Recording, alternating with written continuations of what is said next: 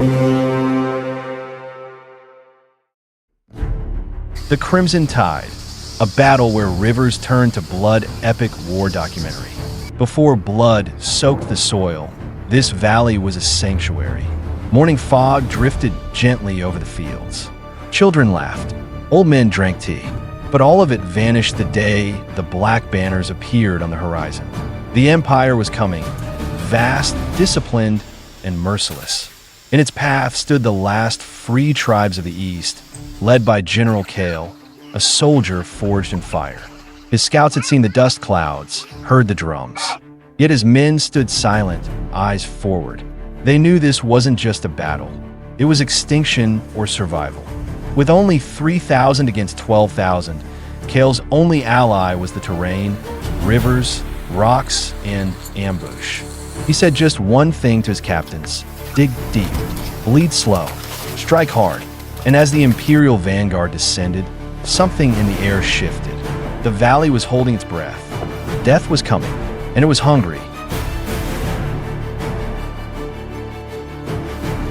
They hit like thunder. Imperial war machines smashed into crude wooden barricades. Steel crashed against stone as the first wave broke the outer defenses. The rebels fought with fury, not finesse. Hatchets, slings, spears hurled with desperation. But for every soldier they felled, 3 more emerged. General Kael had placed archers in the cliffs, hidden javelins in the undergrowth, and laid spike pits beneath the mud.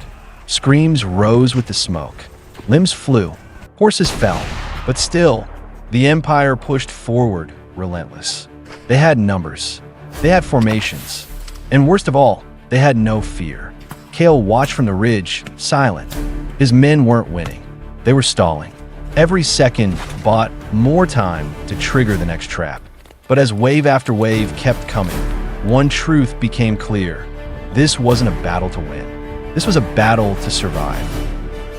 When night came, it didn't bring rest, only terror. Kael lit the signal fire. Hidden barrels rolled into the river. Oil spread with the current. As Imperial soldiers set camp along the banks, laughing, cleaning wounds, the sky flared orange. Fire rained from the cliffs. The river ignited. Screams pierced the night as tents became pyres. The water hissed, boiling with corpses. Panic spread. Discipline cracked. And Kael struck, fast and merciless. Small squads swarmed the chaos, blades flashing, vanishing like shadows. It wasn't war. It was slaughter. But Kael knew this night wouldn't stop the invasion. It would only buy a sliver of hope. As dawn broke, the valley stank of smoke and scorched flesh. One soldier wept. The river, it's red.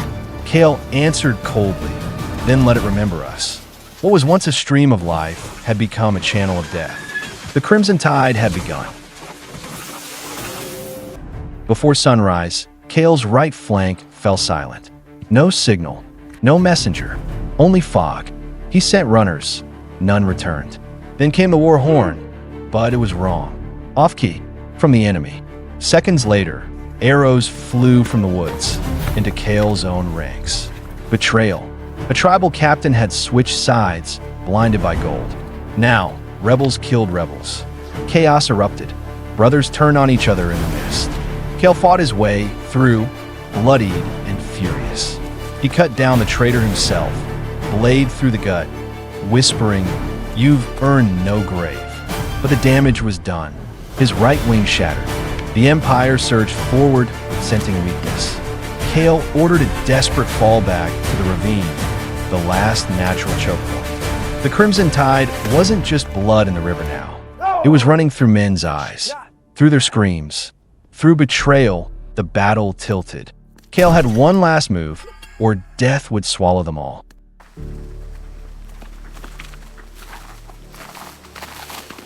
Kael had saved his deadliest plan for the end.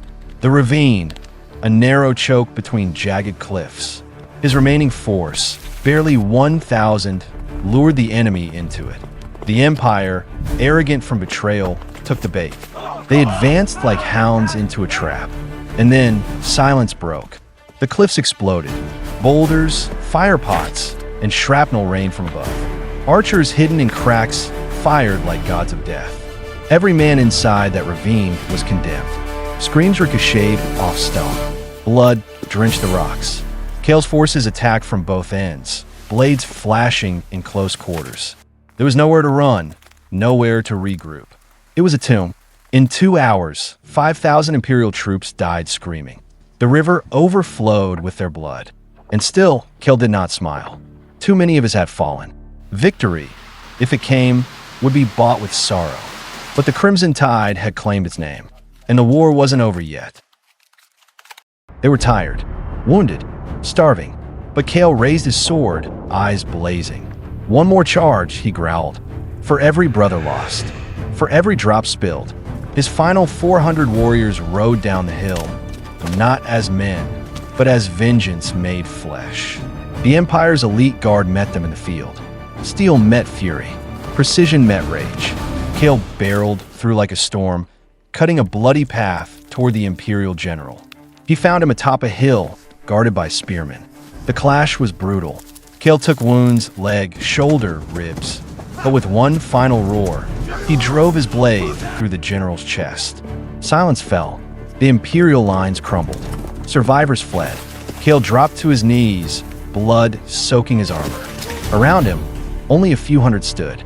But they had won, not by might, by will. The Crimson Tide had ebbed, and it left no one unchanged. When the sun rose, there was no celebration, just silence. The valley was unrecognizable, smoke, ash, and blood. Villagers emerged from hiding, stunned by what they saw. Thousands dead, the river dark and choked. Nature had no answer.